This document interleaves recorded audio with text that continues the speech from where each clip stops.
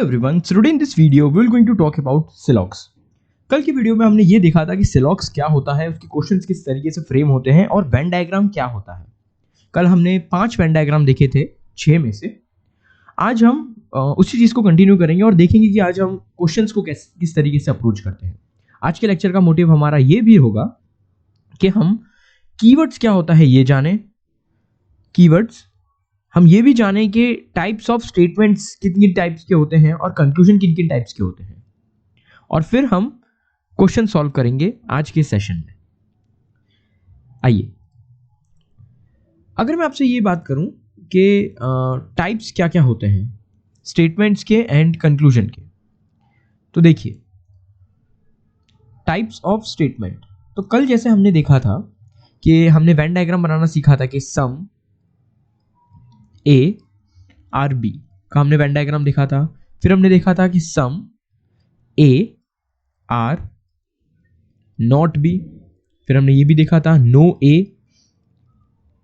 Is B, and then all A is B, then only B is A या only A is B. दोनों अलग अलग हैं but अभी हम ओनली बी इज ए को कंसिडर करके चल रहे हैं।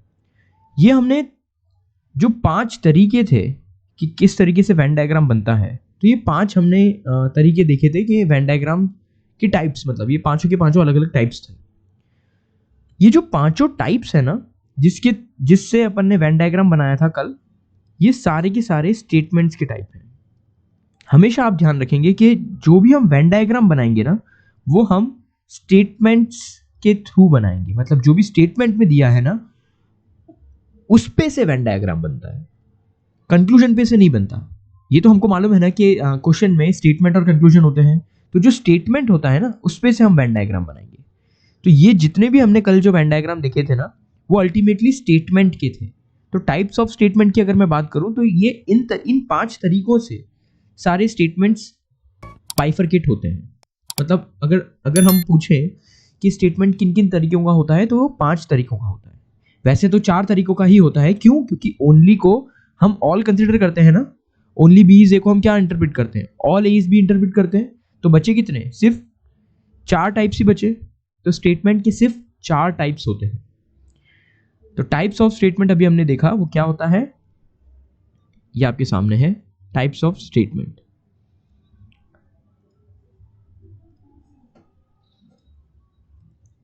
Types of statement. अगर आप नोट बना रहे हैं तो आप इसको नोट डाउन कर देंगे। क्लियर है? अब थोड़ा सा और आगे बढ़ते हैं कि टाइप्स ऑफ कंक्लूजन क्या होता है। तो आइए देखते हैं टाइप्स ऑफ कंक्लूजन। ये जितनी भी थियोरेटिकल चीजें हैं ये सारी की सारी हम जब क्वेश्चन अप्रोच करेंगे ना तब ये चीज हमें काम आएगी। तो देखिए कंक्लूजन है ना 2 टाइप्स में डिवाइडेड है। एक है डिफाइनाइट कंक्लूजन और एक है पॉसिबल कंक्लूजन।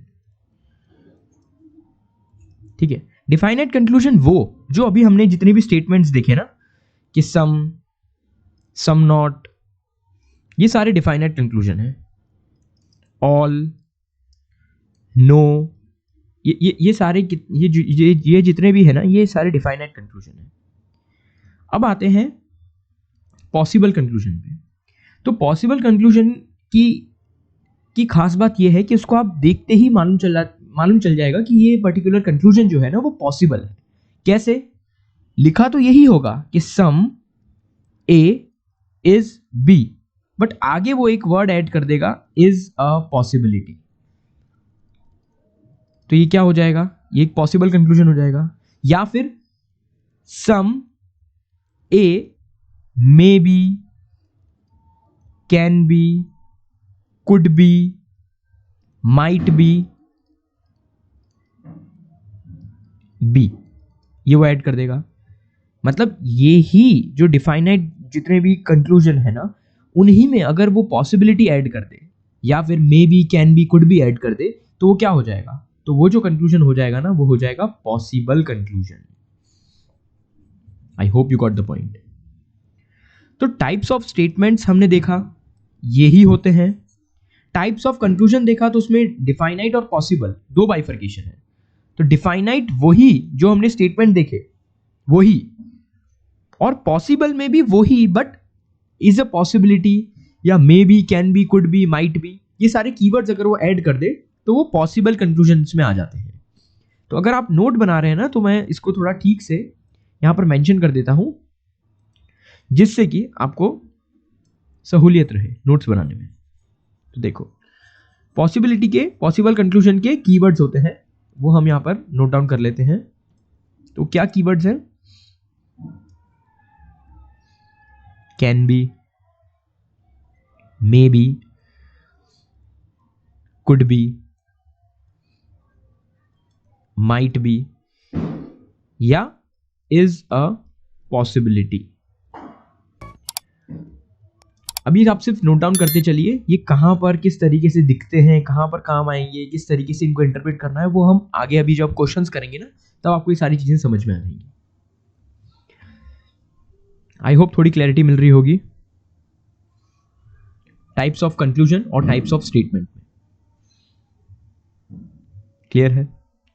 अब थोड़ा सा और आगे चलते हैं कीवर्ड्स की तरफ। देखिए, हमने टाइप्स ऑफ स्टेटमेंट देखा था, अब आते हैं कीवर्ड्स की तरफ कि कीवर्ड क्या होता है। ये जो आज का हमारा मोटिव है इसमें मैंने मेंशन करा है कीवर्ड्स। कीवर्ड्स क्या होते हैं, चलिए इस पे आते हैं हम।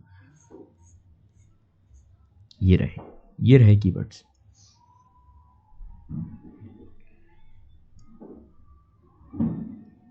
आई होप अब चीजें विजिबल होंगी।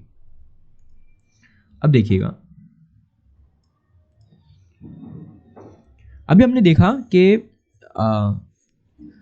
स्टेटमेंट्स के टाइप देखे, कंक्लूजन के टाइप देखे, तो उनमें से 4 मोटे मोटे टाइप्स आए थे। वो कौन से थे? एक तो था सम, एक था ऑल, एक सम नॉट एंड एक नो। ये सारे अगर आपको आ जाएंगे, मतलब अगर ऐसा लिखा होगा सम ए इज बी, तो आपको डायरेक्टली मालूम चल जाएगा कि सम ए इज बी का वेन डायग्राम हमको कैसे बनाना है। बट अगर ऐसा दिया है 0.1% ए इज बी, तो आप उसको क्या कंसिडर करेंगे? तो आप उसको सम कंसिडर करेंगे। A few A is B दिया है तो आप उसको क्या कंसिडर करेंगे? अगेन सम कंसिडर करेंगे। ओनली का देखा था ना हमने, ओनली बी इज ए लिखा था, तब हमने क्या कंसिडर किया था? All A is B, shuffle करके कंसिडर करा था ना। बट किस में कंसिडर करा था? ऑल में कंसिडर करा था। क्लियर है? एवरी ए इज बी अगर लिखा है तो हम उसको क्या कंसिडर करेंगे? All A is be consider करेंगे। तो ये कीवर्ड्स किसके लिए है? कीवर्ड्स उस चीज के लिए है कि अगर आपको ये सारे जितने भी ये कीवर्ड्स जितने भी दिए हुए हैं, ये सारे लगाकर अगर वो स्टेटमेंट कोई मेंशन करता है तो उसका अपन को वेन डायग्राम बनाने में सहूलियत रहे, आसानी रहे, इसीलिए ये सारे कीवर्ड्स हम नोट डाउन कर रहे हैं। आप इसका स्क्रीनशॉट ले सकते हैं या फिर आप इसका नोट डाउन कर सकते हैं अगर आप नोट्स बना रहे हैं तो। सेल्डम का मतलब क्या होता है? सेल्डम का मतलब सम नॉट होता है, मतलब सम ए इज नॉट बी। नेवर का मतलब क्या होता है? नो होता है। ऑल नॉट का मतलब क्या होता है? जैसे लिखा है all A is not B, इसका मतलब क्या हुआ? तो इसका मतलब हुआ no A is B. Clear है? आई होप क्लैरिटी मिल रही होगी। चलिए अब हम डायरेक्टली क्वेश्चन पे आते हैं, क्वेश्चन से समझते हैं कि हम किस तरीके से हमको क्वेश्चन को डील कर रहे हैं। आइए,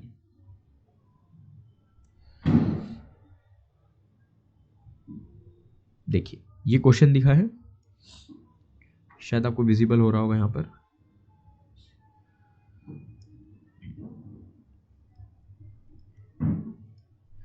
क्वेश्चन में हमने डिस्कस किया था कि आपको स्टेटमेंट लिखे होंगे और कुछ कंक्लूजन गिवन होंगे। स्टेटमेंट से अपन को क्या बनाना है? वेन डायग्राम बनाना है, ठीक है। और उसको कंक्लूजन को स्टेटमेंट से कंपेयर करना है और फाइंड करना है कि फिर वो पर्टिकुलर कंक्लूजन ट्रू है या फॉल्स है। तो अगर अपन कंक्लूजन को डायरेक्टली स्टेटमेंट से कंपेयर करने जाएंगे तो it would be a tough task. तो हम क्या करेंगे? इसका अपन वेन डायग्राम बनाएंगे और फिर वो पर्टिकुलर वेन डायग्राम को रिस्पेक्ट में रखते हुए कंक्लूजन को वेरीफाई कराएंगे वो वेन डायग्राम से। तो ऑटोमेटिकली कंक्लूजन स्टेटमेंट से वेरीफाई हो जाएगा। आई hope you got the point. आइए बनाते हैं वेन डायग्राम। देखिए यहां पर क्या दिया है? All leaves are root. तो सारे के सारे जो लीव्स हैं वो किसके अंदर आ जाएंगे? रूट्स के अंदर आ जाएंगे। तो मैंने ये लीव्स का सर्कल बनाया और ये मैंने रूट्स का सर्कल बनाया। क्लियर है? ये है लीव्स और ये है roots. Some leaves are branches, तो कुछ लीव्स ब्रांचेस भी हैं, तो मैंने एक और सर्कल बनाया लीव्स और ब्रांचेस का सम का रिलेशन बनाते हुए। क्लियर है? वेन डायग्राम इस तरीके से बनाना है। ठीक है, अब आते हैं कंक्लूजन पे। कंक्लूजन में क्या लिखा है? तो कंक्लूजन में लिखा है some branches are not leaves, कुछ ब्रांचेस लीव्स नहीं है, ऐसा वो कह रहा है। ध्यान से देखेंगे, हमको सिर्फ इतना बोला गया है कि सम लीव्स आर ब्रांचेस, मतलब कुछ लीव्स का हिस्सा कुछ ब्रांचेस के अंदर है, इस तरीके से उसने कहा है। बचे हुए ब्रांचेस का हिस्सा बचे हुए लीव्स के संग क्या रिलेशन बना रहा है वो सर्टेन नहीं है। बचा हुआ ब्रांचेस लीव्स के संग नो का रिलेशन भी बना सकता है। बचा हुआ ब्रांचेस लीव्स के संग ऑल का रिलेशन भी बना सकता है ना। उसने तो सिर्फ स्टेटमेंट में तो सिर्फ इतना ही कहा है ना कि सम लीव्स आर ब्रांचेस, बाकी का बचा हुआ ब्रांच बाकी के लीव्स के संग क्या रिलेशन बना रहा है उसका तो अपन को पता नहीं है ना। जब भी जो चीज हमको नहीं पता होती है और वो कंक्लूजन में डिफाइनाइट कंक्लूजन में लिखी हुई होती है ना, तो वो गलत होती है। इसको हम एक और तरीके से समझ सकते हैं, वो कुछ इस तरीके से है। देखिए कंक्लूजन, आप देखिए कंक्लूजन में क्या लिखा है, some branches are not leaves. Conclusion में ये लिखा है some branches are not leave.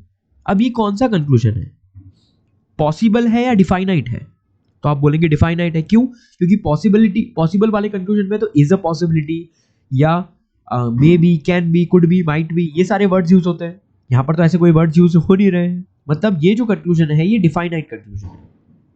Definite conclusion तभी ट्रू होता है जब वो आपको वेन डायग्राम में एज इट इज दिख रहा हो। आपको वेन डायग्राम में सम ब्रांचेस आर नॉट लीव्स का रिलेशन दिख रहा है क्या वेन डायग्राम में?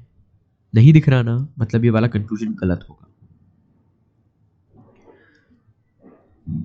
अगेन, डिफाइनाइट कंक्लूजन जो होता है वो तभी ट्रू होता है जब वो आपको वेन डायग्राम में दिख रहा हो।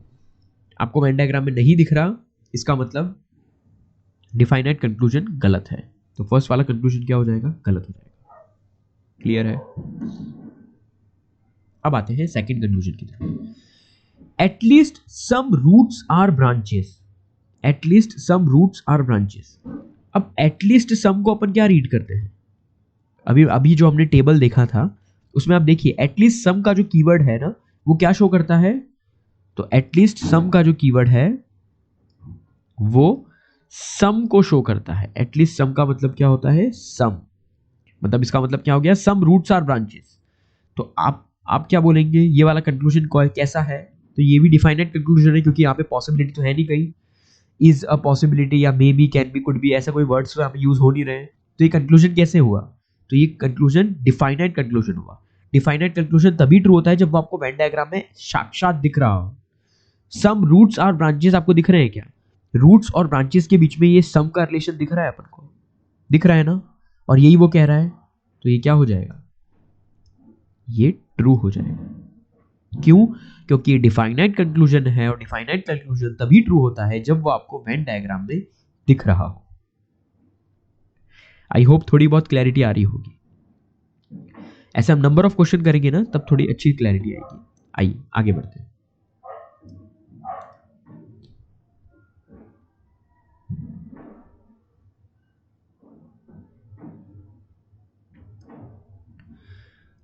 एक क्वेश्चन ये रहा, उस पर हम फोकस करते हैं। थोड़ा सा मैं इसको नीचे वाले को रब कर दे रहा हूं।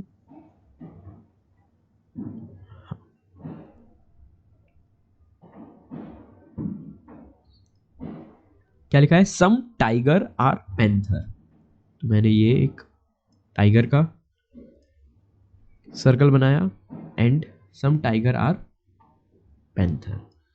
तो मैंने ये panther, some tiger are panther हो गया, फर्स्ट वाला स्टेटमेंट हो गया। No lion is tiger.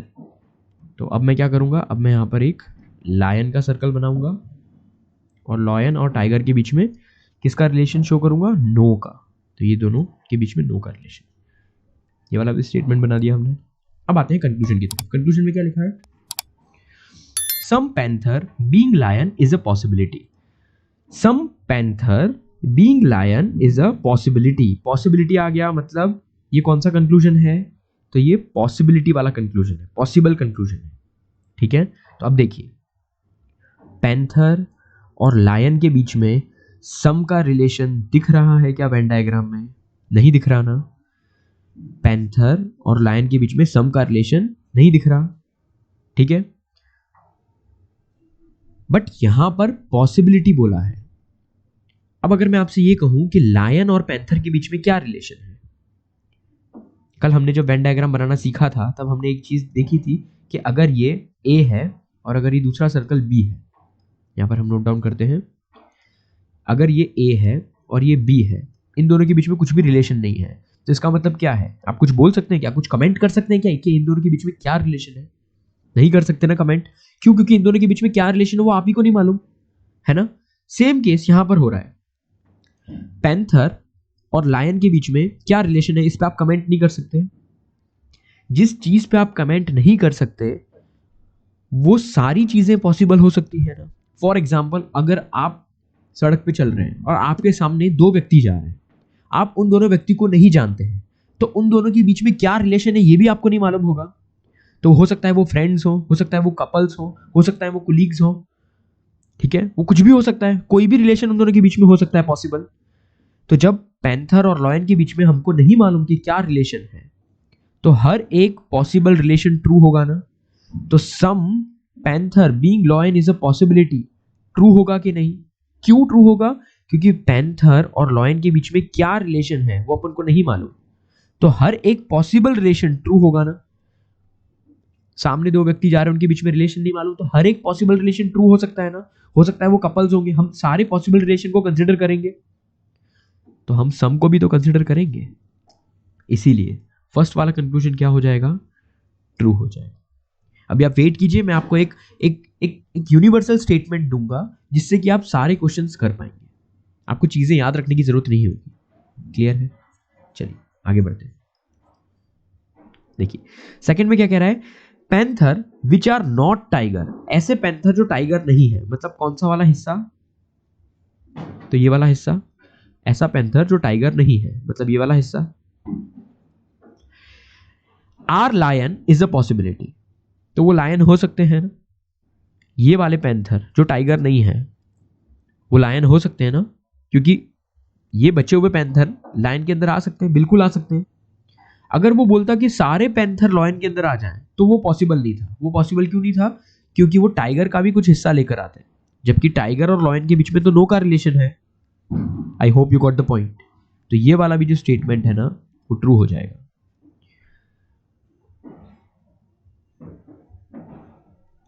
I hope आपको थोड़ी बहुत क्लैरिटी आ रही होगी। अब हम थोड़ा सा आगे चलते हैं।